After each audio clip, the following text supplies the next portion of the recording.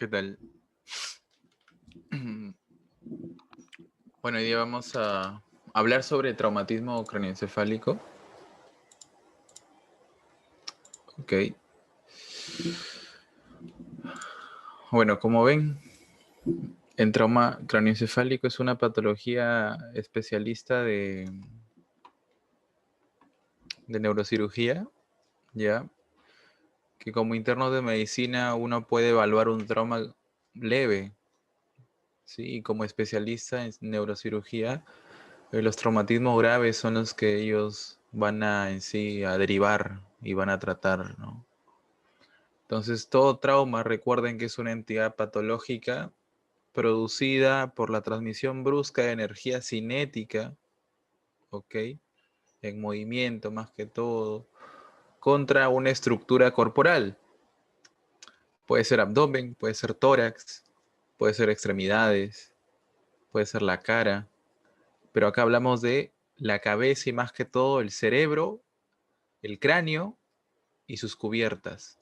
Pero del cráneo más que todo, ¿ya? La parte de la bóveda craneal.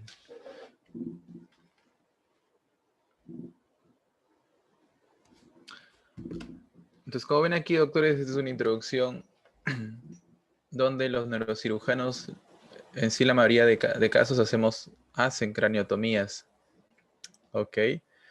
Y en un trauma, como ven aquí, los hematomas son el pan de cada día en neurocirugía, ¿ok? Entonces, como ven aquí, están extrayendo por craniotomía un hematoma. Conceptos previos importantes que ya les había dicho es que en neurocirugía vamos a hablar y se habla mucho y tienen que saber estos fundamentos fisiológicos. Tienen que saber estos fundamentos fisiológicos de la presión intracraneal. ¿Ok? Recuerden que a nivel de la presión intracraneal está formado por 4 volúmenes. En sí son 3. ¿Ya? El volumen sanguíneo, que se divide en arterial y venoso. El volumen del encéfalo, que ocupa ya casi el 80% en sí. Y el volumen del líquido cefalorraquídeo. Como ven, doctores, el volumen sanguíneo y el de LCR se encuentran en los límites dentro del cráneo. Entonces, cuando yo tengo un aumento, ¿sí?, de volumen, sea a nivel encefálico, sea a nivel sanguíneo, sea a nivel de LCR, pero más que todo, lo más frecuente es que sea a nivel sanguíneo y encefálico, se tiene que compensar. ¿Ok? Se tiene que compensar. Recuerden que la presión intracraneal en valores normales es esta. ¿Sí? ¿Se puede medir? Claro, se puede medir. Hay medidas no invasivas y medidas invasivas. ¿Ok? Entonces, ¿qué mecanismos o cómo se llama la ley o doctrina? No es una teoría ni hipótesis, ahí es establecido esto como ley. La ley de Monroe-Kelly. Se comprobó que la sangre venosa y líquido cefalorraquídeo pueden ser desplazados. ¿Qué quiere decir esto? Que a cualquier aumento de presión intracraneal, para compensar esa presión y se establezca la normalidad en esos valores que ven de 10 a 15, se tiene que sacar, ¿ok? Sea volumen sanguíneo y más que todo el venoso, el arterial importa en el cerebro, el venoso es el que vamos a sacar, o sea LCR, como ven aquí, ¿ok? ¿Eso qué hace? Que la presión intracraneal se compense por unas horas, ¿sí? Porque si sigue las horas con ese tumor, con esa hematoma intracraneal, se descompensa esa doctrina y ahí viene la clínica de la hipertensión endocrinal. O sea, cuando existe ese mecanismo de compensación, el paciente es asintomático. ¿Ok? Como ven aquí. Ya, un ejemplo. Un hematoma, masa, tumor o edema cerebral va a desplazar principalmente a la sangre venosa y al líquido cefalorraquídeo. Lo desplaza. ¿Ok? Y al desplazarlo se compensa. ¿Sí? Se compensa. Un ejemplo, vamos a ver la clínica de un paciente con hematoma luego de un trauma craneoencefálico que pierde la conciencia en el momento del trauma. Y luego, en un periodo de 24 horas, está asintomático, o sea, se cayó, se golpeó feo su cabeza, perdió la conciencia unos minutos, se levantó y siguió su vida normal en ese día, 24 horas. Luego, en ese promedio de 24 horas, ¿qué pasó? ¿Por qué está asintomático el paciente? Por esto, por esta compensación, ¿sí? Pero llega un momento que sigue aumentando esa masa por la hemorragia porque no se cierra aún la arteria que sigue sangrando y se va a descompensar sí o sí, como ven aquí. Crece más el edema cerebral o crece más el hematoma y se descompensa. Ya no hay dónde sacar LCR porque ya no hay ni tampoco sangre venosa. ¿Ok? Entonces mi paciente, ¿qué va a presentar? Esta es la presión intracraneal. Lo normal es que sea 10, un ejemplo teórico, ¿no? Ahí está. Se descompensa, sube. Y al subir, me va a dar clínica. Entonces, se conoce en fisiología, correlación clínica, que un paciente que sufre un trauma y forma un hematoma en el lugar del trauma y tiene 24 horas de asintomático y luego ya cumplías en teoría esas 24 horas y desarrolla la clínica de hipertensión endocraniana, ese espacio asintomático libre se conoce espacio libre de Petit. ¿Ok? El espacio libre de Petit es ese periodo asintomático clínicamente por la compensación de la doctrina de Monroe Kelly, ¿no? ¿Qué es esto? La pérdida de la sangre venosa y líquido cefalorraquídeo. ¿Ok? Cuando veamos las tomografías de trauma, el LCR se ubica en ¿dónde? En los ventrículos y en las cisternas, ¿sí?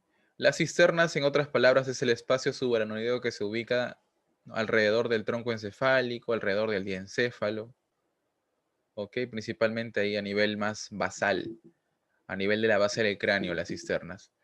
Entonces, un criterio para decir que existe efecto de masa y hipertensión endocraniana es la pérdida de las cisternas.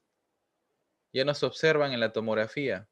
¿Eso hace qué referencia, doctores? Que ya no hay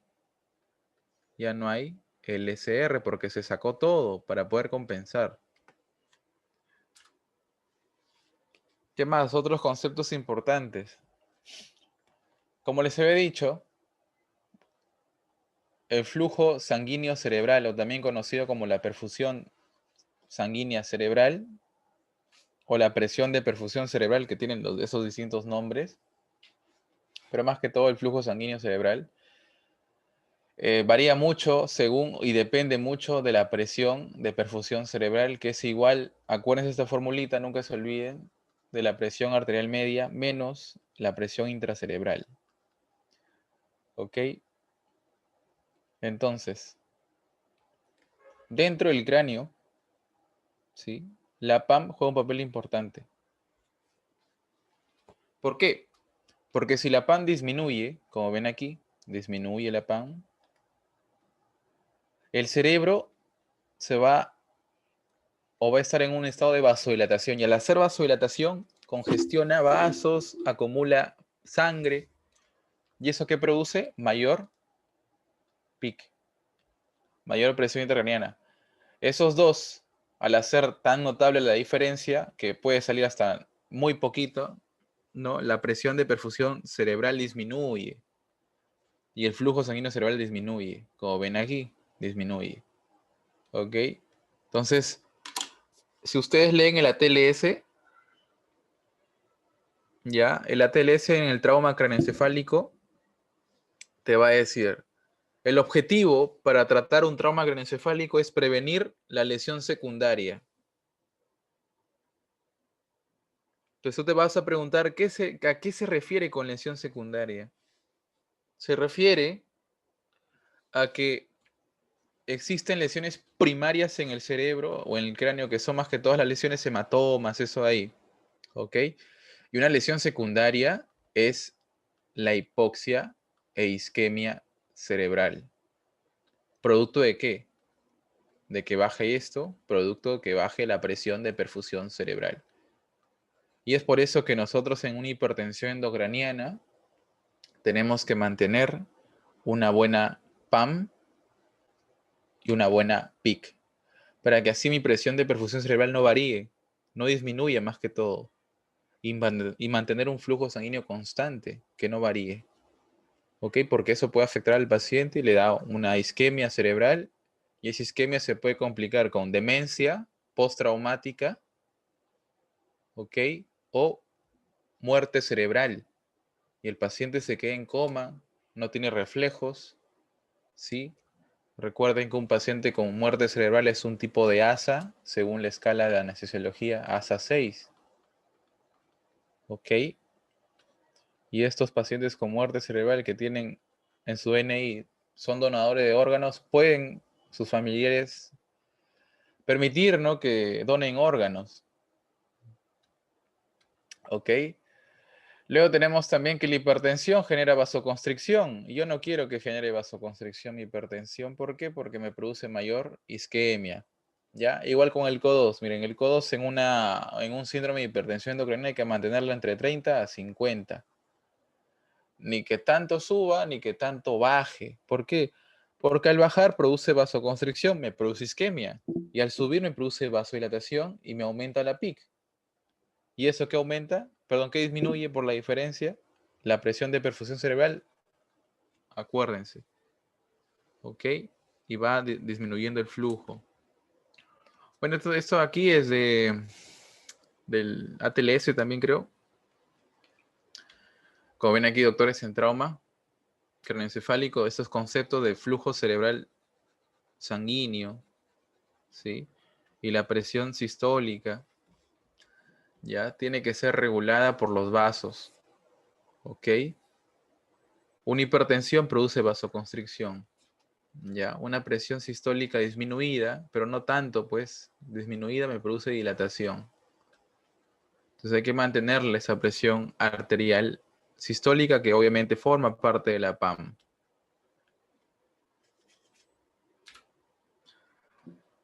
El cuadro clínico de una hipertensión endocranial es una cefalea holocraniana, ¿sí? Intensa en los primeros minutos. Si el paciente es crónico y lo soporta, se vuelve ya medio moderado, ¿no? Porque el cuerpo se adapta al dolor. En factores agravantes, esta cefalea secundaria a una hipertensión intracraneal se agrava por los cambios de postura, ¿no? Un ejemplo, el paciente está durmiendo y se levanta y le duele intensamente la cabeza por la tos y por la defecación. Se puede acompañar por náuseas y vómitos, ¿ok? Existe también edema papilar, pero acuérdense que aparece entre 24 a 48 horas, te dice un libro, o 2 a 5 días, otro libro. ¿Ok? Pero nada más recuerden que como el trauma craneoencefálico, si hablamos de una enfermedad actual en la historia clínica, ¿sí? Tiempo de enfermedad, ¿ya? Forma de comienzo y curso. En los traumas, ¿ok? El tiempo de enfermedad tiene que ser un día, ¿ok? Paciente se accidente y el mismo día lo traen, ¿ok? La forma de comienzo más que todo puede ser brusca o progresiva, dependiendo el tipo de lesión que va a haber, ya que vamos a ver más adelante. El curso es progresivo, ¿no? Va aumentando poco a poco los síntomas, se van añadiendo. Ya, al ser tiempo de enfermedad un día, es agudo esta enfermedad neuroquirúrgica. ¿Ok? Entonces recuerden, es aguda, puede ser brusco o progresiva. Entonces, en esos pacientes con hipertensión endocraniana, pueden desarrollar un reflejo que se llama reflejo de Cushing. El reflejo de Cushing, y que te pueden colocar en casos clínicos, es un paciente que presenta un trauma craneoencefálico y tú ves sus signos vitales y tiene hipertensión arterial. ¿Ok? O sea, tiene presión arterial elevada. Ya. Y disminución de la frecuencia cardíaca. ¿Ok? Entonces tiene bradicardia. Esto aquí, tú ves en un caso por un paciente con trauma craneoencefálico, sospecha de una triada de Cushing. ¿Ok? También, en un trauma, como va a haber un edema cerebral secundario al trauma por la inflamación y por la hipoxia o isquemia que puede haber en el paciente, produce hernias como complicación. Acuérdense, hernias cerebrales. Y las hernias cerebrales, principalmente una hernia central que se llama la transcentral, oprime, ¿sí? Creo que está más adelante, podemos verlo acá. Esta, la transcentral, o también llamada transtentorial o la central, van a ver que esta hernia oprime al tronco encefálico. Y al oprimir al tronco encefálico me produce patrones respiratorios patológicos, ya que van desde el Biot, el Cheyne-Stokes, Kussmaul, pero son patrones respiratorios patológicos. Recuerden eso. Entonces, ¿cuáles son las complicaciones de la hipertensión intracraneal? 1. Que la presión de perfusión y el flujo cerebral consecuente disminuyan y el desarrollo de hernias craneales. Perdón, hernias cerebrales. Como les decía, ¿no? Esta es esa formulita que nunca se deben de olvidar para neurocirugía. ¿Ok? Te pueden preguntar oralmente, ¿sí? ¿Cuándo el cerebro, a qué presión de perfusión cerebral el cerebro desarrolla isquemia? Ya que está, menos 30. ¿Y a qué presión hay muerte? Ya no hay isquemia, sino necrosis neuronal. Menos 10. Como ven, doctores, no hay que llegar a esos datos. Lo que se tiene que tener como objetivo, según la TLS, es mantener esto. Principalmente eso, mantenerlo. Que no haya isquemia. Porque si hay isquemia, hay factor de riesgo para muerte. Y el paciente, muerte cerebral. ¿Ok? Las hernias. Las hernias que me importan y siempre las preguntan o las colocan en clínicas, en casos clínicos, perdón, las hernias uncales, la más frecuente. ¿Sí? Esta hernia uncal, como ven aquí, doctores, esta es la hernia uncal, ¿ya? ¿Qué va a hacer? Una compresión del mesencéfalo. Y ese mesencéfalo en su cara anteroexterna sale detrás de esta hernia, ¿no? Sale mi tercer par craneal del mismo lado y lo comprimes. ¿Y qué vas a tener? Una lesión del tercer par. Entonces, ¿cómo viene el paciente? Te ponen paciente con trauma craneoencefálico, ¿sí? Presenta anisocoria, pupila midriática del lado, un ejemplo acá como ven, izquierdo, y en ese lado va a ser la hernia del uncus. Tosis palpebral del lado izquierdo, ¿ok? Y si la parálisis es completa, porque tan solo si tiene anisocoria y tosis es incompleta, ¿ya? Si es completa la parálisis del tercer par, presenta desviación del ojo afectado hacia afuera y hacia abajo. ¿Por qué? Porque los músculos extraoculares que inervaba el tercer par se quedan paralizados, ¿ok? Entonces, el trauma craneoencefálico se va a dividir según el mecanismo de lesión. Si el paciente, su cabeza o cráneo estaba fijo, un ejemplo, el paciente estaba sentado en una banca del parque y le cae una tabla, un ladrillo en una construcción aledaña en la cabeza, pero estaba totalmente sentado leyendo un periódico, cabeza fija o estática, pero le cae algo desde, desde la construcción a su cráneo. Y bueno, ahí tenemos fracturas con consecuentes hematomas, obviamente epidurales o subdurales. Luego tenemos los más frecuentes también, que son la cabeza móvil o dinámica.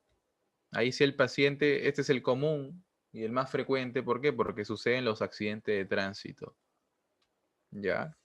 Paciente se choca, mueve la cabeza, se puede ir hacia las lunas, se puede salir del asiento y ir a la pista, ¿no? Volando, puede ser atropellado, pero la cabeza está en movimiento, ¿ok? Entonces, ese movimiento que hace la cabeza puede ser un movimiento lineal o movimientos rotatorios. ¿Ok? El movimiento rotatorio, doctores, de un trauma por cabeza móvil o dinámica produce esta enfermedad que se denomina daño axonal difuso. ¿Ok? que vamos a ver más adelante su clínica. A nivel lineal, ¿sí? Tan solo tenemos el famoso golpe y contragolpe a nivel lineal. En el golpe puede aparecer el hematoma y en el contragolpe las contusiones. ¿Ya? Luego también, según la ATLS, tenemos la severidad de lesión clasificada, porque nunca se deben de olvidar que esto preguntan en el ECOE, ¿ok? Preguntan en todo lado, en neurocirugía. La escala de coma de Glasgow. Según la escala de coma de Glasgow, ya tenemos, esperen,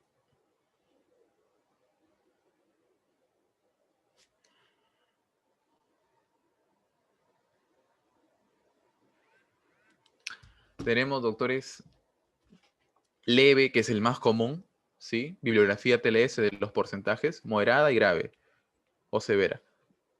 Ya, pacientes en coma, más que todo, menor de 8. Según la morfología, tenemos fracturas craneales, ¿sí? De bóveda y de base de cráneo. Nos vamos a enfocar más en los de craneales de base, ¿ok? Y luego tenemos también intracraneales, focales y difusas. De difusas nos vamos a centrar en conmoción, que es la más frecuente, la contusión y la lesión axonal difusa. ¿Ok? Y los focales tenemos el epidural y subdural, nada más esas dos. Recuerden que ya hemos visto el hematoma intracerebral, pero de origen no traumático, ¿no? Sino de origen más clínica, ¿no? Clínico. O sea, el de hipertensivo, el de angiopatía amiloide. Entonces nunca se olviden que ante un trauma hay que hacer tu manejo inicial de politraumatizado que aprendiste en cirugía 1, que es el ABCD, ¿no? Pero acá en neurocirugía nos importa mucho la letra D, ¿sí? Que es la escala de coma de Glasgow. Y te van a venir muchas preguntas de paciente con trauma, ¿no? Bla, bla, bla, pero te ponen, ¿qué cosa? A la apertura de ojos, espontánea, ¿no? Localiza el dolor y está con palabras inapropiadas. Tú sacando el puntaje nada más de esa tablita, buscas, sumas y ya tienes tu respuesta nada más. ¿Ok? Entonces, tienen que saber bien la tablita, lo pueden imprimir y ponerlo en la pared. ¿Ok? Para que siempre lo practiquen y lo repitan. Porque es importante saber la escala de coma de Glasgow. ¿Ya? Esta es la de coma infantil, que es la misma. ¿Sí? Es casi igual. Y luego tenemos que en pacientes con traumas craneoencefálicos leves, ¿ya? Trauma craneoencefálico leve. ¿Cuándo indicamos tomografía? Y lo primero es que en un traumatismo, lo voy a poner desde aquí, a ver, que un traumatismo craneal leve, primero se le hace su radiografía de cráneo, ¿sí? Si la radiografía de cráneo sale patológica, se le indica el ATAC. Y esa es una indicación. Indicación de tomografía en pacientes con traumatismo craneal leve es que se evidencie una patología, como un ejemplo, fractura de cráneo, más que todo de bóveda, en radiografía simple de cráneo. ¿Ya? Ese es otro que luego también tenemos signo de focalidad neurológica. ¿Sí? Paciente con escala de Glasgow 14, pero tienen parálisis del hemicuerpo derecho, ¿ya? Luego del trauma. Esa es una focalidad neurológica, ¿ya? Otro, anisocoria, doctores. ¿Qué significa o qué refleja anisocoria? Recuerden, refleja lesión del tercer par. Y esto me refleja que hay una hernia del uncus. O sea, el paciente, cuando hace hernias cerebrales, cuando la presión intracerebral está descompensada y hay que tratar inmediatamente. ¿Ok? ¿Qué más? ¿Cuándo indicamos TAC? Cuando sospechamos de fractura de base de cráneo. Ya vamos a ver, doctores, cuáles son los signos de fractura de base de cráneo dependiendo dónde se ubique, ¿no? Pero ustedes ya han visto fácil en semiología, están los ojos de mapache, ¿sí? Está la otorragia, sale sangre por el conducto auditivo externo, ¿ok? Otorraquia, ¿sí? Que sale LSR por el conducto adhesivo externo. Puede haber epistaxis, ¿sí? El sangrado nasal. Puede haber rinorraquia, ¿no? Sale LSR por las fosas nasales, ¿ok? Y hay un signo que se llama Evatle, ya que es una equimosis retroauricular. Ya, esa es fractura de base de cráneo. ¿Qué más? Cuando existen fracturas de bóveda con hundimiento, también es una indicación. ¿Ok? ¿A qué se refiere hundimiento? Que tenemos acá un cráneo, ¿sí? Acá es un cráneo normal, ya en un corte transversal. Cuando tenemos hundimiento, es que acá está la fractura del cráneo. Y esa parte de la fractura está hundida en más de este grosor. Si está más de ese grosor, se indica de una tomografía. ¿Ya? Existen otras fracturas que están así, nada más. No está hundida. Pero cuando esto se hunde y se ve así, es indicación de tomografía computarizada. ¿Ok? Toda lesión penetrante, ¿sí? También signos de hipertensión intracraneal, ¿ya?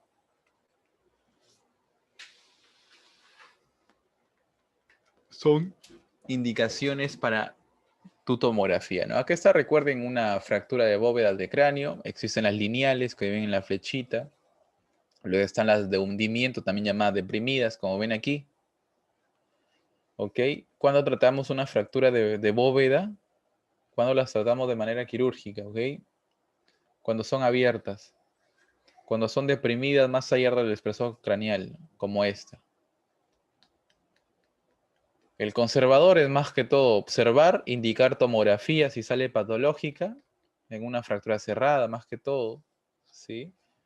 Y si la tomografía sale patológica, tratar esa patología o causa que está subyacente a la fractura de cráneo cerrada, o no hundida o no deprimida. ¿Ya? Acuérdense, doctores. Cuando hablamos de la fractura de base de cráneo, tenemos los de fosa craneal anterior y los de fosa craneal media. Los de anterior tenemos la anosmia, o sea, paciente se trauma y ya no huele. Le hace su prueba de paredes craneales, su examen de paredes craneales y en el primer par no huele nada. Anosmia. ¿Qué más? Signo de Battle. Equimosis periorbitaria bilateral.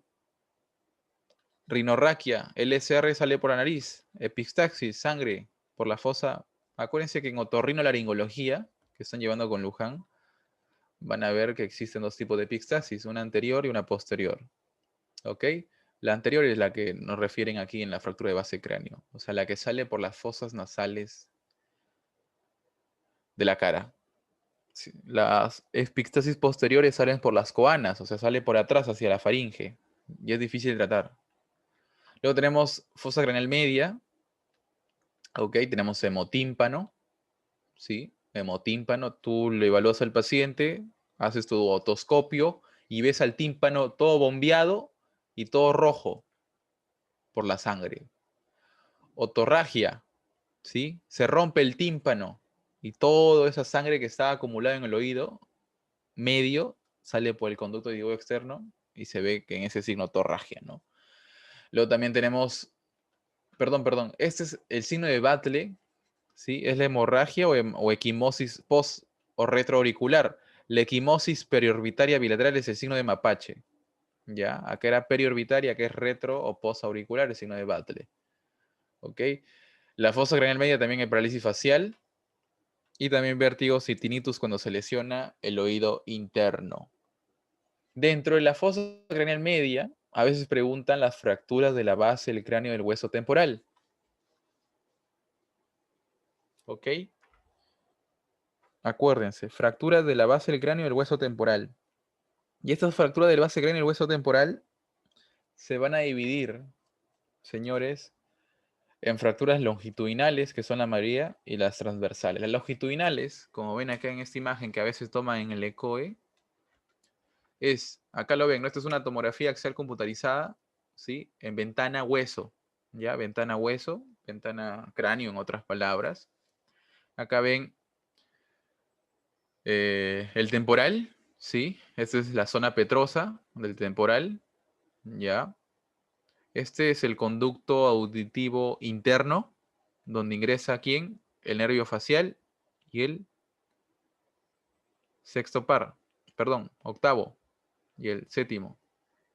El vestíbulo coclear y el facial, ¿no? Acá lo ven la cóclea, ¿ya? Entonces aquí se observa también el conducto, la caja timpánica, perdón. Sí, esta es la caja timpánica. ¿Y la fractura cuál es, doctores? Esta fractura de aquí. Esto. Esa es la fractura de base de cráneo longitudinal. ¿Ok? Y al ser longitudinal, ¿qué me afecta más? Me afecta más al oído medio. Y al afectarme al oído medio, me da una hipoacusia de conducción. ¿Sí? Porque no me afecta al oído interno, donde formas las transmisiones nerviosas, ni tampoco el nervio mismo, ¿no? Es conducción nada más de transmisión. ¿Ok? El nervio facial se lesiona pocas veces. En cambio, una fractura transversal, como ven aquí, transversal, sí me lesiona oído interno, y al lesionarme oído interno produce hipoacusia, perdón, neurosensorial, y en el oído interno es donde más recorrido hace el nervio facial y también tiene mayor probabilidad, como ven aquí, de lesionar. ¿Ok? Aquí están igual los signos para que siempre se acuerden: rinorraquia, LSR, epistaxis y el signo de mapacho, también llamada equimosis periorbitaria bilateral. Ya ese es de fosa craneal anterior. La de media tenemos el hemotímpano, la otorraquia y el signo de Battle, que es la equimosis post-auricular o también llamada equimosis o hematoma mastoideo. Luego tenemos las lesiones intracraneales, que se encuentran en el hematoma epidural y extradural. ¿Ok? El hematoma epidural, recuerden ese patrón en el ATAC, que es un patrón hiperdenso como toda hemorragia, y biconvexo, ¿no? Biconvexo. ¿Ok? Biconvexo. Barriga hacia aquí, barriga hacia allá. En los dos lados convexos. Las causas, ¿sí? A nivel anatómico, es que se lesiona principalmente la región térica, que es la más frecuente, ¿ya? Esa región térica se ubica entre el parietal y el temporal, ¿ok? Y el frontal, esos tres huesos, frontal, parietal y temporal, ¿no? En esta zona que ven aquí se ubica la región térica, que era muy preguntada, si se acuerdan, en segundo ciclo en anatomía, ¿no? Entonces, esta región térica, detrás de ella, recorre, ¿qué arteria? Meningia media. ¿Ok? Y esa arteria meningia media es la que se desgarra, ¿no? Se rompe y sangra, ¿sí? Sangre es la principal causa. Ya existen otros sangrados de seno venoso, ¿ok? Pero la principal es la arteria meningia media. ¿Ok? Entonces, si la arteria meningia media se ubica más que todo a nivel de los lóbulos frontales, perdón, temporales, ¿sí? Parieto-temporales, ahí es la localización más frecuente. El cuadro clínico, bueno, paciente con trauma. Te va a decir la clínica y tú lo vas a adivinar con clínica, nada más, doctores. Paciente con traumatismo craneoencefálico, ¿no? Se accidentó, presenta pérdida de conciencia al momento del accidente, ¿ok? Y existe un periodo asintomático a nivel fisiológico llamado espacio libre de Petit, entre 1 y 24 horas.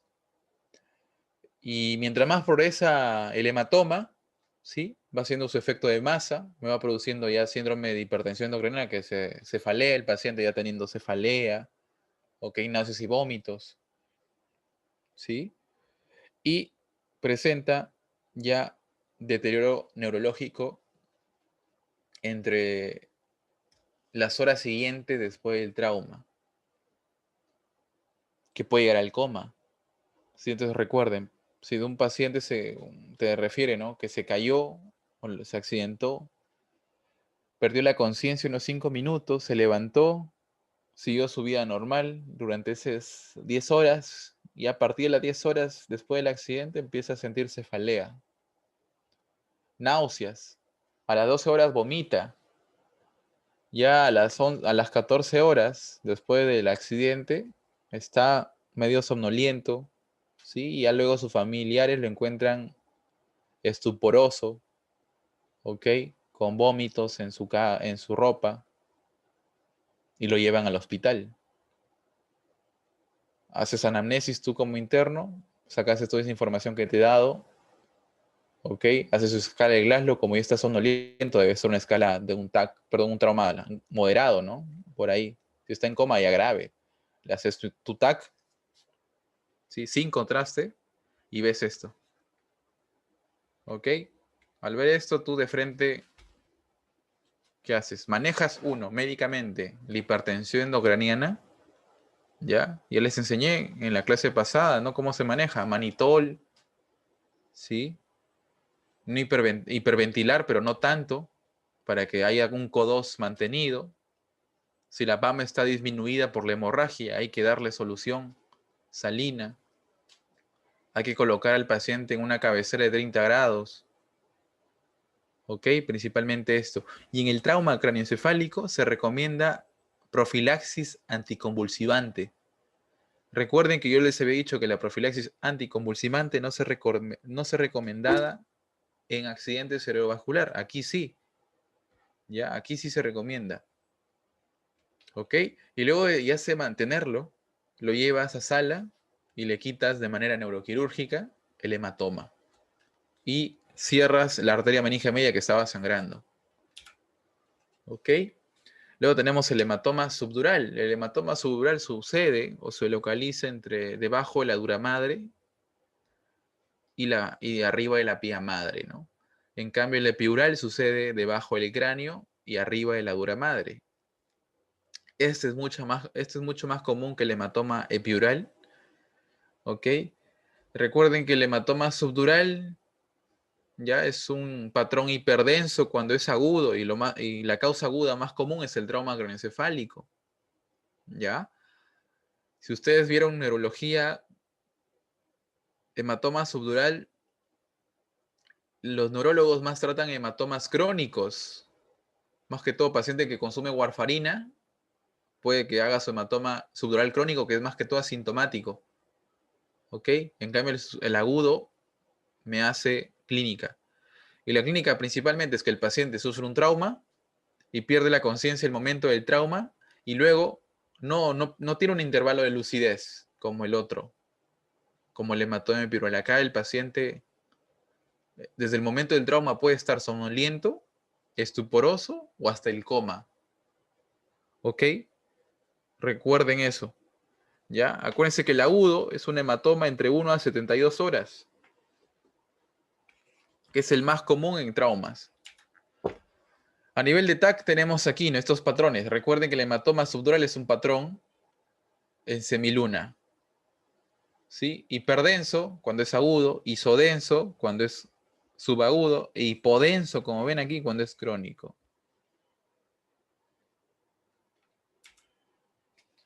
Luego tenemos la conmoción o contusión, ¿sí? Cerebral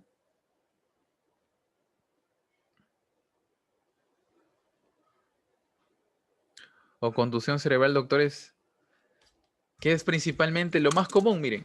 Paciente se golpea la cabeza, ya fácil han visto a alguien que se golpea la cabeza y pierde el conocimiento, ¿ok?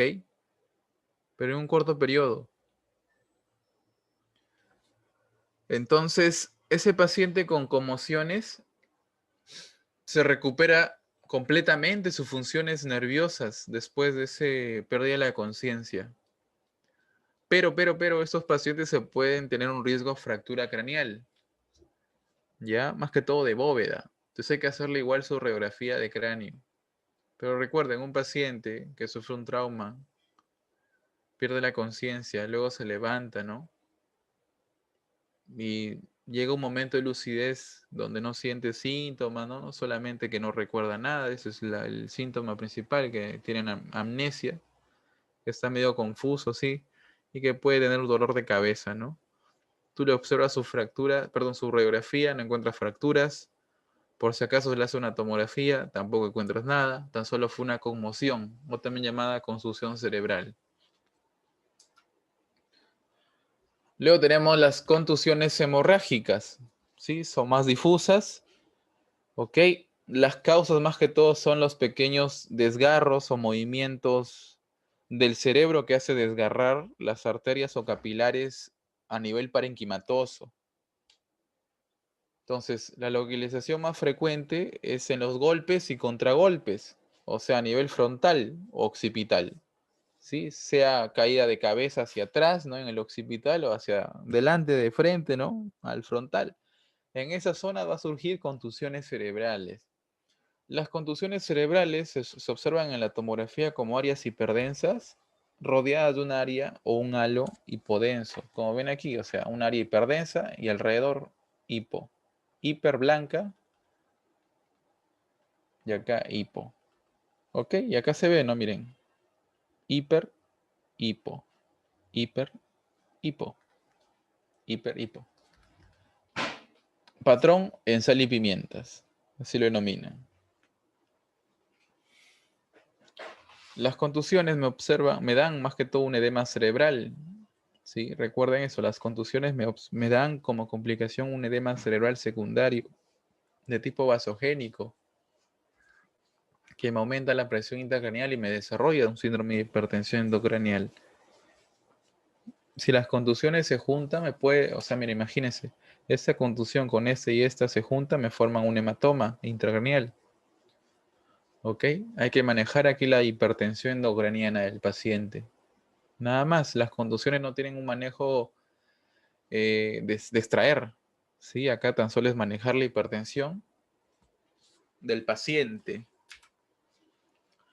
Luego otra enfermedad que también es funcional más que todo es el daño axonal difuso. Recuerden que el factor de riesgo es que hay un trauma con cabeza dinámica con aceleración rotatoria. Ya recuerden eso, paciente con un trauma donde voló por los aires y giró mucho la cabeza, ¿no? Por ser atropellado, gira la cabeza. O también eso es muy común también en bebés, donde los papás los cargan mucho, ¿no? Y los elevan. Y al elevarlos, ¿qué pasa? Que el trauma o la aceleración rotatoria hace que se rompan, como ven aquí, rotatoria, hacen que se rompan los axones. Y al romper los axones producen un daño axonal, como dice su nombre, difuso, que entrecorta la transmisión nerviosa, ¿no? Y el paciente queda en coma. ¿Ok? Queda en coma. Entonces, si te ponen un caso clínico de un paciente, ¿ya? De 30 años que sufre un trauma, y desde el momento del trauma sigue en coma y el coma ya el paciente ya va 10 horas luego del trauma, ¿sí? Tu diagnóstico es este, ¿ya? ¿Y qué más? Que en la tomografía no se observan hematomas ni contusiones. Ese es otro criterio, ¿ya? Entonces saca tus criterios tú mismo, ¿no? Paciente con más de 6 horas con coma postraumático con una tomografía normal, o sea, no hay hematomas ni tampoco contusiones. Eso es un daño axonal difuso. Como le decía, las lesiones intracraneales producen una lesión secundaria que debemos de prevenir, que es la hipoxia y lesión isquémica. ¿Ok? La hipoxia y lesión isquémica, ¿no? Que me produce una muerte cerebral y eso no quiero para mi paciente. Recuerden que existen dos tipos de lesiones primarias, que son las que hemos visto. Todas las que hemos visto son las primarias, las que son inevitables. ¿Cuáles son las inevitables? Porque el paciente, en esa circunstancia en su vida, le tocó accidentarse y yo no lo puedo evitar. No puedo viajar en el tiempo, que es la única manera de evitarlo. Entonces se denominan lesiones primarias, todo lo inevitable. O sea, todo lo que causa el accidente de tránsito, la caída de escaleras, la caída del segundo piso, ¿ok? Y en cambio las lesiones secundarias son las que puedo prevenir, ¿como cuáles? Que las contusiones no formen hematomas, tratándolas de manera más oportuna y más temprana. Tratando el edema cerebral, con manitol más que todo. ¿sí? La hipertensión intracraneal de igual, tratando la hipertensión intracraneal. Y obviamente manteniendo una buena PAM y una buena PIC, que no aumente ni disminuya cada una de las dos, mantengo mi presión de perfusión cerebral y disminuyo el riesgo a desarrollarme una lesión hipóxico-isquémica, que es lo que no quiero. ¿Ok? Lesiones secundarias tenemos varias también, ¿ya? Están las intracraneales, que es la hipertensión, las sistémicas, está la fiebre también, la hiperglucemia, hiponatremia, ¿ya? Que también te pueden preguntar en el oral, ¿no? Pero en el examen no preguntan, ¿sí? Tan solo es para que sepan bien, ya que existen dos tipos de lesiones a nivel del trauma craneoencefálico. El manejo inicial del trauma craneoencefálico, doctores, es manejar la hipertensión endocraniana. ¿Cómo? Con manitol. ¿Sí? Se utiliza 20% de manitol. ¿Ya? Recuerden. Está contraindicado para hematoma epidural. ¿Por qué? Porque el hematoma epidural se ubica fuera de la dura madre. Y al ubicarse fuera de la dura madre, el manitol no le va a hacer efecto, pues. ¿Ok? No le va a hacer efecto. Luego también tenemos otro agente hiperosmolar, ¿ya? La solución salina hipertónica, ¿sí? Que tan solo se prefiere en pacientes que tienen hipotensión. ¿Ya? Pacientes que tienen hipotensión, se recomienda usar solución salina hipertónica. ¿Ok? Luego también es la dióxido de carbono, hay que mantenerlo entre 35 y 45, ¿sí? En hiperventilación. ¿Ok? Líquidos intravenosos también, cuando existe más que todo pacientes con hemorragias, ¿no? Porque un traumatismo craneoencefálico se puede asociar con un trauma torácico, trauma abdominal, ¿no? Porque ahí conforma un politraumatismo. Ya casi se recomienda, recuerden, una profilaxis anticonvulsivante, ¿no? Y principalmente la fenitoína. Ya, intravenosa, esta es la dosis estándar. Y también si el paciente es un traumatismo craneal leve, sí, leve, o sea, está consciente, ¿no? Pero le duele la cabeza, ¿no? Le puede dar opioides, ya como fentanilo principalmente, o un AINE más potente como el ketorolaco, ya. Obviamente no le vas a dar opioides cuando tiene vómitos o náuseas, ¿sí? Y si quieres aliviar los síntomas de náuseas y vómitos en un paciente con traumatismo craneal leve, dale metoclopramida. Recordar también que existe riesgo a desarrollar una úlcera de Cushing, ¿sí? Recuerden, úlcera de Cushing lo vamos a ver en traumatismo craneoencefálico. Y han visto las úlceras de Kerling, perdón, las úlceras de Curling en quemadura, ¿no? En cirugía 1. Entonces, una profilaxis de úlceras de Cushing son utilizar inhibidores de bomba de protones, ¿no? Como pansoprazol o omeprazol. Estos son los objetivos de laboratorio a lograr en un trauma craneoencefálico, ¿sí? Mantener en esos parámetros, ya sean parámetros clínicos, sean parámetros de laboratorio, sean parámetros a nivel intracerebral, como la presión de perfusión cerebral, hay que mantenerla mayor de 60, la intracraneal entre 5 a 15, no que aumente. Ok, eso es lo importante, doctores. ¿Ya? Y obviamente la presión arterial sistólica aumentada. ¿Eso qué hace? Mantener la presión de perfusión cerebral y así no desarrollar una lesión que no queremos, esa lesión secundaria que es la más temida, la hipoxia e isquemia cerebral. Existe una escala tomográfica que se denomina escala de Marshall. La escala de Marshall me mide en tipos signos de efecto de masa. ¿Y cuáles son los signos de efecto de masa, doctores? Son principalmente dos, ¿sí? Recuerden qué son los signos de efecto de masa. La masa puede ser el hematoma o puede ser el edema cerebral. ¿Ya? Acuérdense quiénes me hacen edema cerebral, las contusiones y la lesión axonal difusa. ¿Sí? En otras palabras, las lesiones difusas, en otras palabras, ¿no? Aquí está. Ya. Recuerden cuáles son lesiones difusas. La lesión axonal difusa y las contusiones cerebrales. Las focales son obviamente los hematomas epidural y hematoma subdural. ¿Ok? Esos cuatro que hemos visto hace ratito. Ok, entonces, ¿cuáles son los signos de efecto de masa? que vayan desapareciendo o se borren las cisternas. ¿Recuerdan por qué? Porque las cisternas contienen LCR y como mecanismo compensatorio por esa hipertensión endocraniana, el LCR disminuye en el cráneo o adentro del cráneo. Y lo que va a pasar es que las cisternas se cierran porque no tienen LCR, se borran. Entonces es un signo importante de efecto de masa. Otro signo importante de efecto de masa es que se desvíe la hoz, o sea, en otras palabras, la línea media cerebral. ¿Ok? Entonces, dependiendo de esos criterios, vamos a tener varios tipos. ¿Sí? En total son 6 tipos. ¿Ya?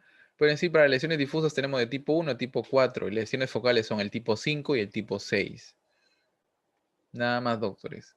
Entonces, si te preguntan, si ves a un paciente con un hematoma, ¿ya? Un hematoma, un ejemplo, epidural, ¿ok? O subdural. Hay que ver qué cosa. Si está evacuado o no evacuado. Evacuado es cuando ya la han sacado por manera quirúrgica, más que todo.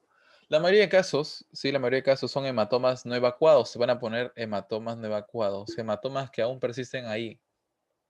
Y al no estar evacuados, sí, son de tipo 6, Marshall. Luego tenemos las lesiones difusas. La de tipo 2 es la normal, más que todo. ¿Ya? Se pueden ver las cisternas, no hay desviación de línea media. En cambio, la de tipo 3, la línea media que viene aquí está normal ahí. Pero las cisternas, que son estos colores negros que van a ver más adelante, estos son ventrículos, ¿ah? No son cisternas. ¿Ya? Pero las cisternas se borran, ¿sí? Se van borrando. O sea, totalmente se ve gris, no hay nada, ni un espacio negro.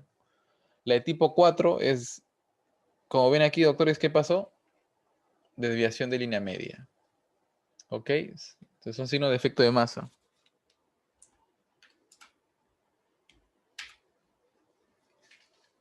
El manejo quirúrgico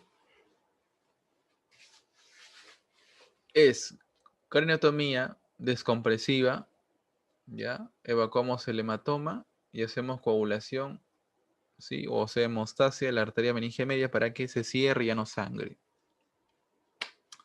¿Ya? Igual les he dejado en el PDF videos para que ahí lo explican bacán. Son videos reales en YouTube para que puedan observar mejor, ¿no?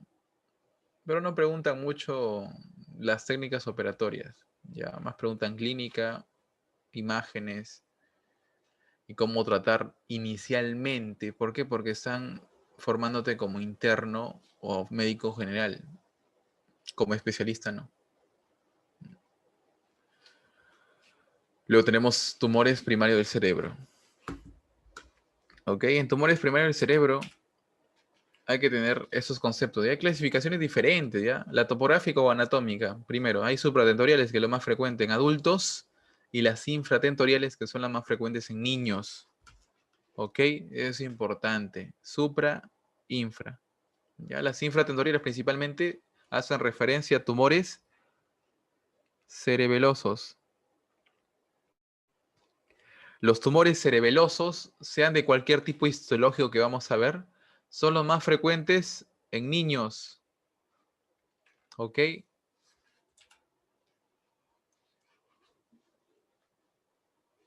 Otra clasificación anatómica los divide en intraaxiales y extraaxiales. O sea, en otras palabras, imagínense que esto es las meninges. Dentro de las meninges y afuera de las meninges. El más común tumor extraaxial es el meningioma. Y el más común tumor intraparenquimatoso, también llamado intraaxial, es los gliomas.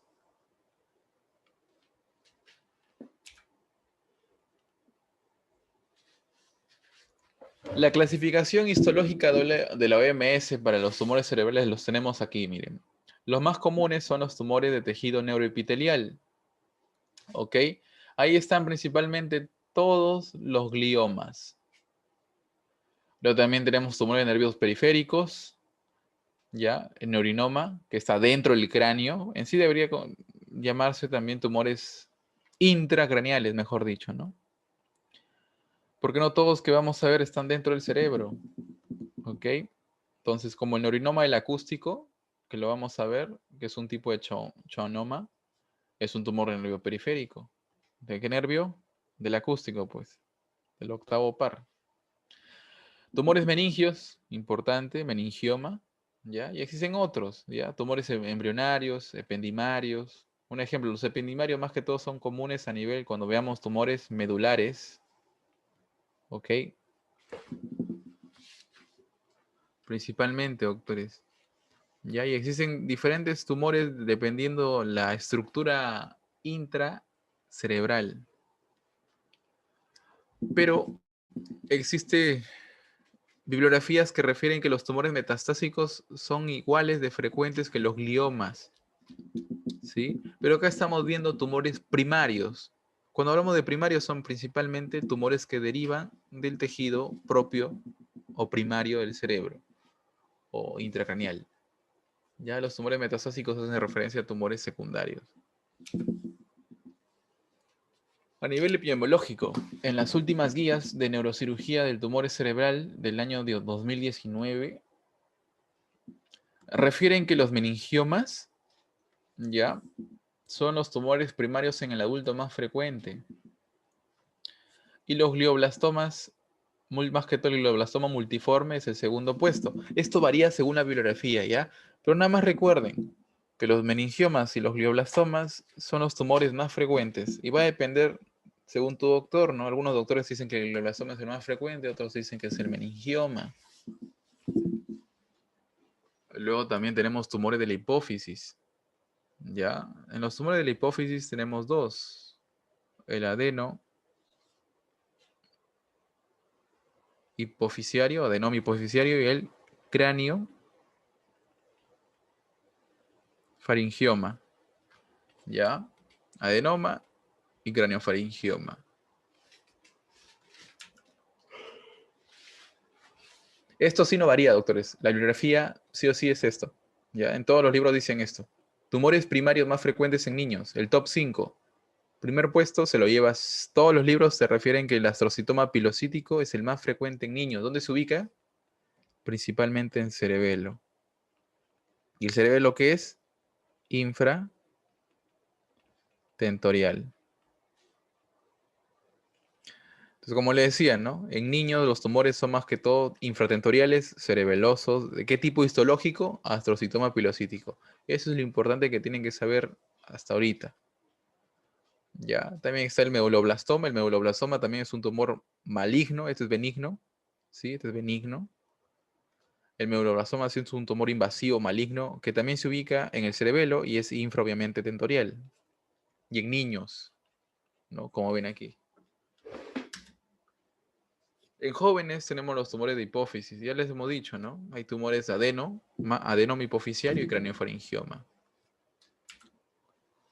Acá están los factores genéticos o predisposiciones genéticos que se asocian con los tumores, ¿ok? Los principales que nunca deben de olvidarse es el neurofibromatosis tipo 1 y tipo 2.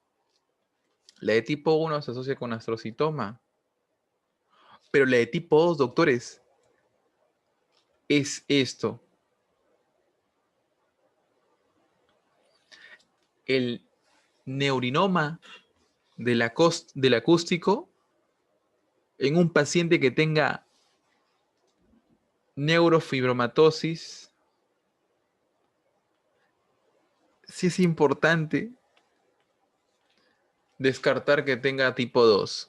¿Ok? La de tipo 1 es la más común, ¿no? Manchas de café en las axilas, en la frente, nódulos, que son los neurofibromas a nivel de la piel subcutánea, ¿no? En la frente, como bolas en los codos. Ya, esos son los neurofibromas. Entonces imagínense tener ese bolo, pero a nivel del acústico, en el nervio octavo, par. ¿Ok? Entonces, los tumores cerebrales yo les aconsejo saber mucha semiología, porque tan solo con la semiología uno puede saber el diagnóstico.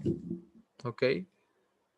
Entonces, siempre el diagnóstico de neurocirugía y neurología es, acuérdense, diagnóstico sindrómico, y el síndrome me va a localizar la lesión. Y ahí viene la topografía, o sea, en otras palabras, neuroanatomía. Y estos dos son los más comunes, lo más que deben de saber. Y para hacer el diagnóstico sindrómico, obviamente tengo que saber semio, ¿no? En la tomografía hay que saber neuroanatomía, ¿ya? Pero es fácil. Ya ve. Según el tumor, vamos a ver qué es la clínica de cada uno, ¿no? Como van a ver, doctores, los signos y síntomas más comunes, más que todo el síntoma más común es la cefalea. Sí, cefalea crónica o locraniana, propia de una hipertensión endocraniana, ¿no? Ahí lo ven, frecuencia. Luego también tenemos las crisis convulsivas, alteraciones de la memoria, ¿ya? Cambios cognitivos como afasia, apraxia, ¿sí? Pérdida de la memoria, ¿ok? Déficit motor, alteraciones del lenguaje. A nivel psiquiátrico puede haber cambios de la personalidad, ¿ya? Entonces, como ven, doctores, esos son los signos y síntomas más comunes en tumores primarios.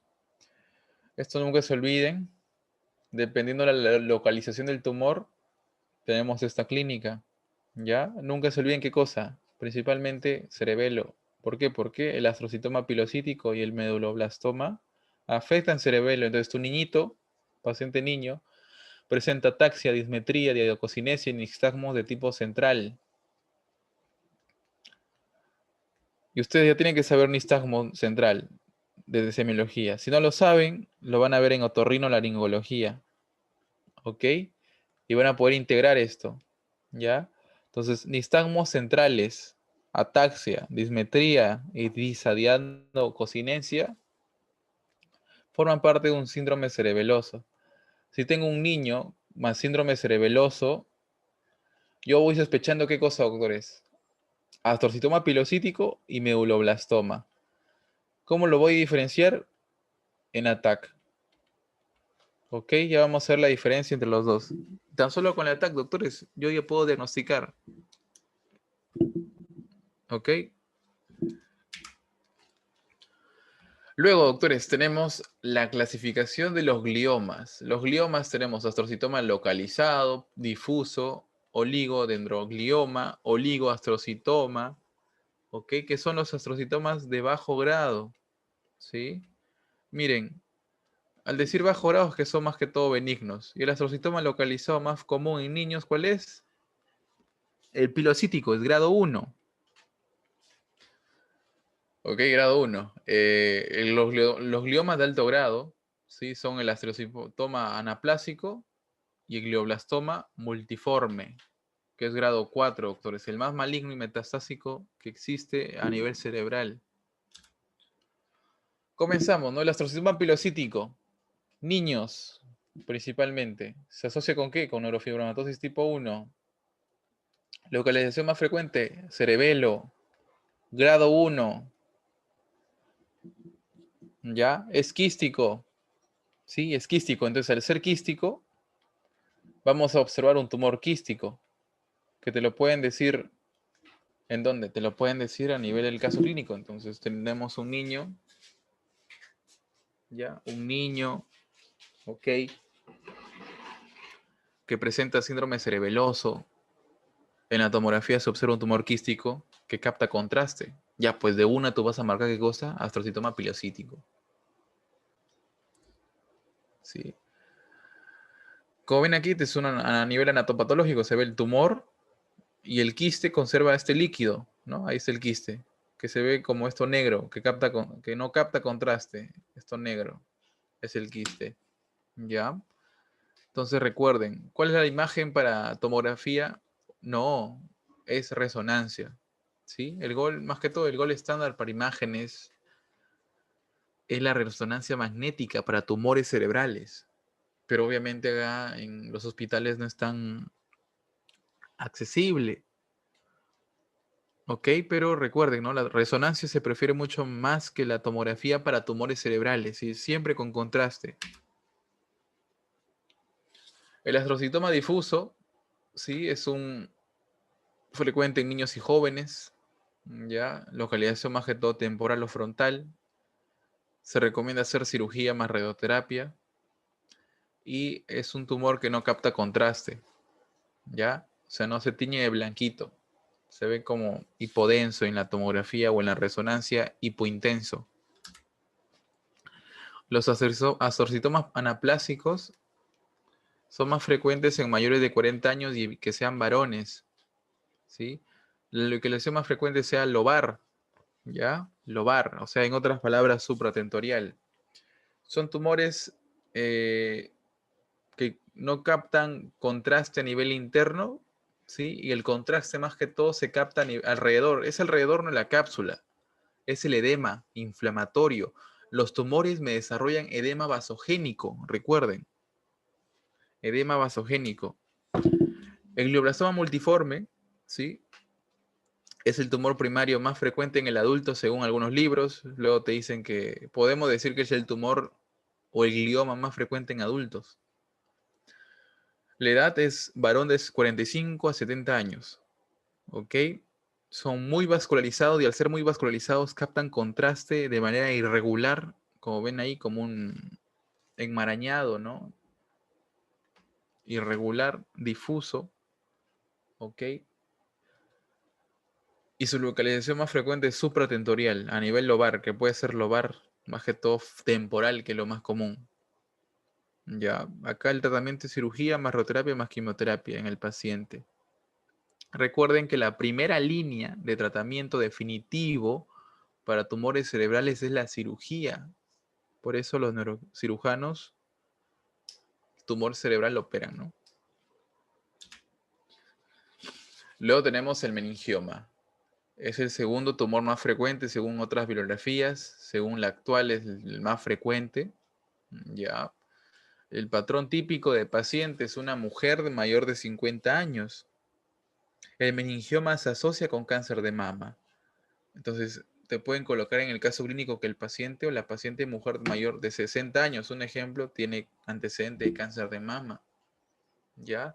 El meningioma también se asocia con neurofibromatosis tipo 1. Entonces, te pueden colocar una mujer de 60 años con manchas de café en las axilas, en los hombros, en la cara, con nódulos fibrosos en los codos, rodillas y frente, que presenta cefalea, náuseas y vómitos ya por más de 6 meses.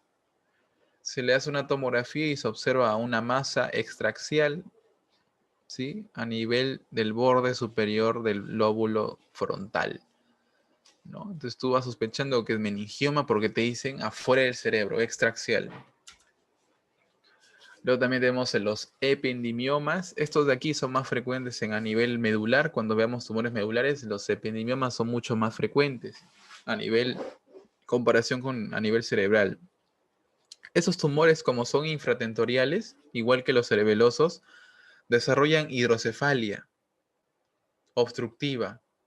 Recuerden, los tumores infratentoriales, como se encuentran entre los conductos ventriculares, ¿no? Tercer ventrículo, cuarto ventrículo, conducto de Silvio, al ser tumores y ser masas, obstruyen esos conductos y al obstruirlos producen hidrocefalia.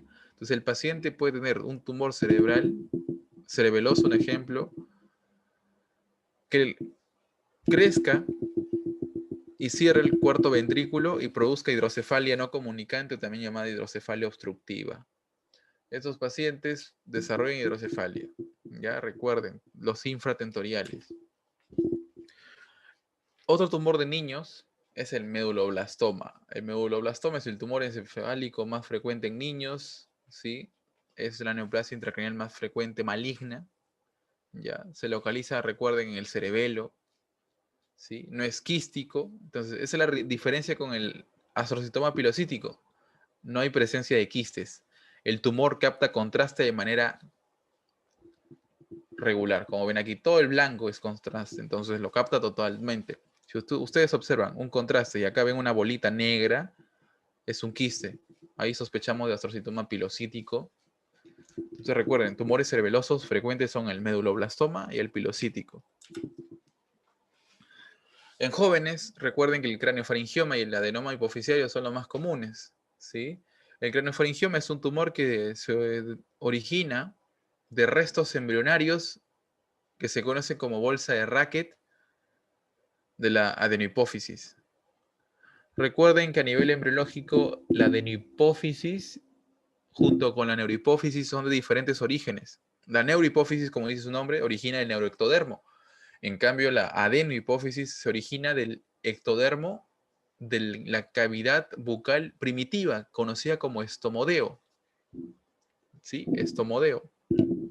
Entonces, esa cavidad bucal primitiva, su ectodermo se invaginó y formó una bolsita que se conocía bolsa de Racket.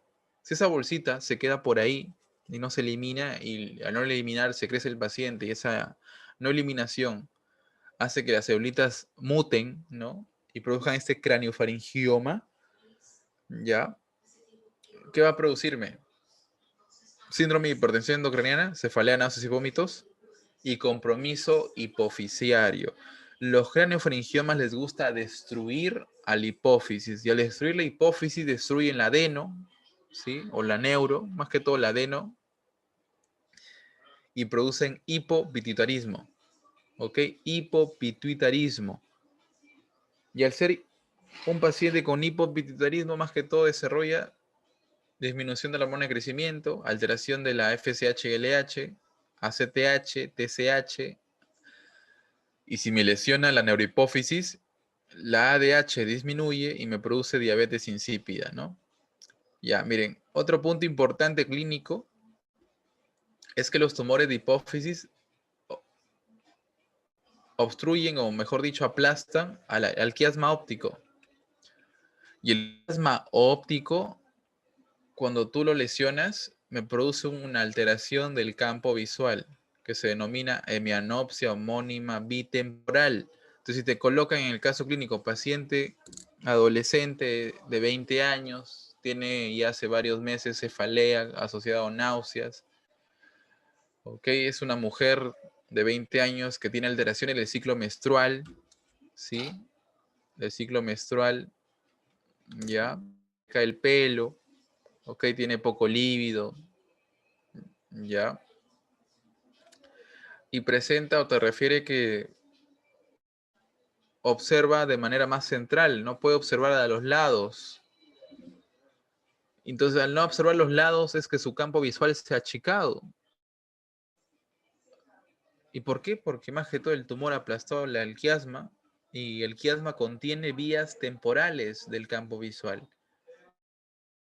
Temporal, o sea, el campo externo. Y la paciente tan solo no observa el campo externo, observa tan solo su campo central. ¿Ya? Entonces recuerden, ¿no? Hay dos ojitos, hay dos campos, hay más cuadrantes, ¿no? Pero así nada más. O sea, acá está la nariz. Los campos temporales son estos se daña.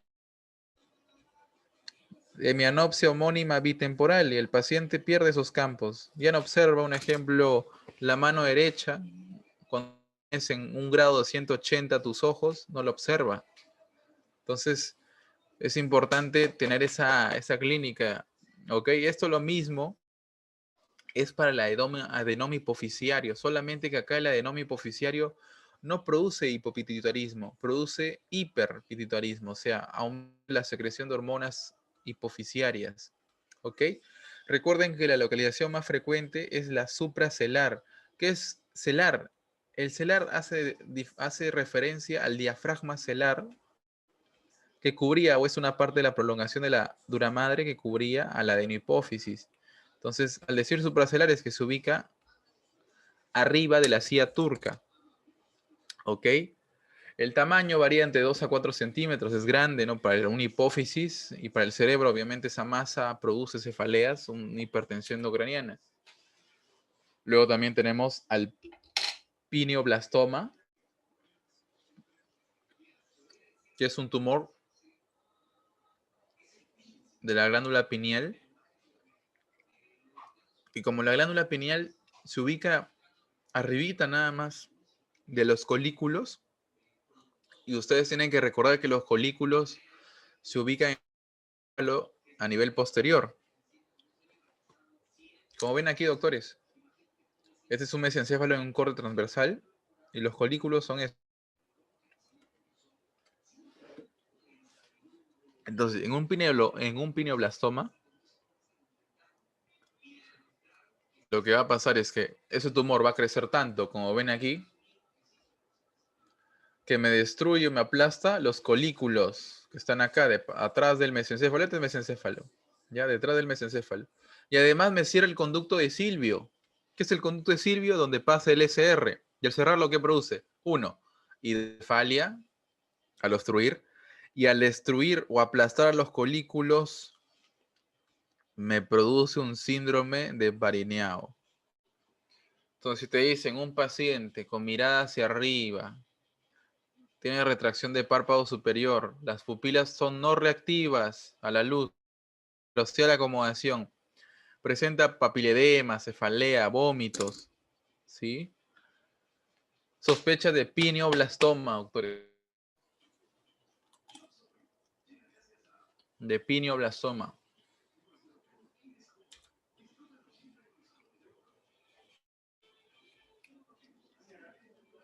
Con respecto al neurinoma del acústico, ese tumor, como ven aquí en la imagen, va a lesionar el ángulo pontocerebeloso. Y en ese ángulo o espacio pontocerebeloso se ubican varios pares craneales. Entonces, aparte de darme un síndrome vestibular y una hipoacusia neurosensorial por la lesión del octavo par, que ven aquí, me puede lesionar un séptimo par, porque tan solo se ubica al lado, ¿no? Y si el tumor crece de manera hacia abajo, puede lesionar los pares craneales que surgen de aquí, del surco prolibar, del surco libar, que son principalmente el glosofaringio, el vago, el hipogloso. Y si el tumor crece hacia arriba, como ven aquí, me puede lesionar la salida de quién, del trigémino. Entonces, si lo más común es que el paciente venga con síndrome vestibular de un lado, hipoacusia, cefalea, ¿ok? Por la hipertensión diana. Entonces, vas al otorrino, el otorrino te dice que no tiene clínica de más que todo un vestibular de oído interno, puede ser de más que todo nervioso, y te deriva al neurólogo. Y el neurólogo tan solo te saca con eso, con la semiología, doctores. Te pides un ataque y te observa esto, ¿no? Y acá está el tumor. En la imagen, acá está en dibujo. Entonces, como ven, doctores, el tumor o el neurinoma del acústico, de pares craneales principalmente, ¿ok? Entonces, si yo me sé la función de los pares craneales, voy a saber cómo va a ser mi paciente clínicamente. Recuerden, si me lesiona el vestibular, va a tener vértigo, nistagmo, ataxia. Si me lesiona el coclear, ya saben, ¿no? Hipoacusia. Séptimo par, parálisis del mismo lado. Parálisis periférica, completa. Del quinto, músculos masticadores se afectan. Sensibilidad de la cara se afecta. Glosofaringio, la faringe, disfagia, más que todo. Vago, disfagia, vago. ¿Qué más? Disfonía, cuerdas vocales. ¿Ok? Entonces ahí, importante saber la función de los pares craneales en el neurinoma del acústico.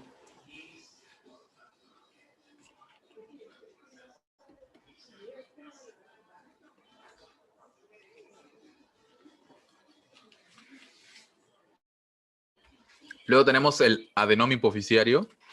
Recuerden que el adenoma es lo mismo, cefalea, náuseas y vómitos, acompañado de una hemianopsia homónima bitemporal por la lesión del quiasma óptico, ¿ya? Y el tipo de adenoma va a depender la célula, ¿ya? Va a depender el tipo de celulita. Recuerden, doctores, que las células principalmente son de origen lactotrófico, o sea, células que secretan prolactina. En otras palabras, un adenoma hipoficiario funcionante, que es lo más común, que se asocia con prolactina, se denomina prolactinoma, que es lo más común, es el tumor hipoficiario más común, el prolactinoma. ¿Ya? Si es mujer, la paciente, que es lo más común que sean mujeres, presentan dolor de cabeza crónico, o sea, meses por meses. Aparece galactorrea sin que estén embarazadas, o sea, surge galactorrea, secreción láctea. Hay alteraciones del ciclo menstrual, ¿ya? Puede haber hasta infertilidad fertilidad en la paciente mujer. ¿Ok? En hombres es la impotencia y la infertilidad también. A nivel de la hormona de crecimiento, si es hiperfuncionante el tumor, produce acromegalia en pacientes ya adultos que ya han pasado su ciclo de huesos de crecimiento, y en niños producen gigantismo. ¿Ok? La ACTH produce enfermedad de Cushing secundaria. Y nada más, doctores. Eso lo tienen que saber principalmente. Obviamente la TSH produce un hipertiroidismo secundario también por el adenoma hipoficiario.